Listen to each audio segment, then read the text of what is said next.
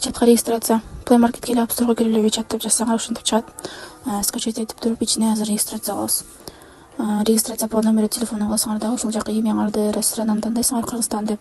Астына өзүңөрдүн номериңерди, анан пароль жазасыңар. Паролду вообще унутпагыла да.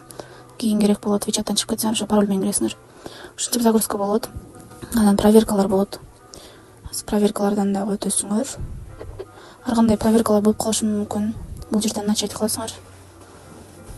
Соглашение чыкканда баарын согласительге бересиңер. Эч кандай эмеси жок да. Жаман нерселери жок. Ушундай пазлды чогулт дейт. Пазлды чогултасыңар.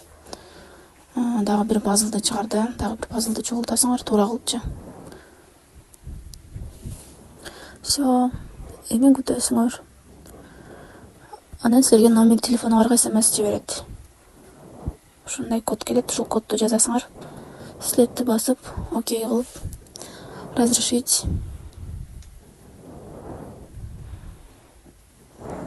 Разрешить кылып кетиресиңер бул жактан баарын. Если силерге телефон аркылуу SMS келбей жатса, войти через номер телефона эмес, Facebook аркылуу деле кирип кетсеңер болот. Точно ушундой эле кире бересиңер. Слепти басасыңар дагы болду. Силер Вичатка мына регистрация кылдыңар. Болду, бүттү. Силер регистрация өттүңөр.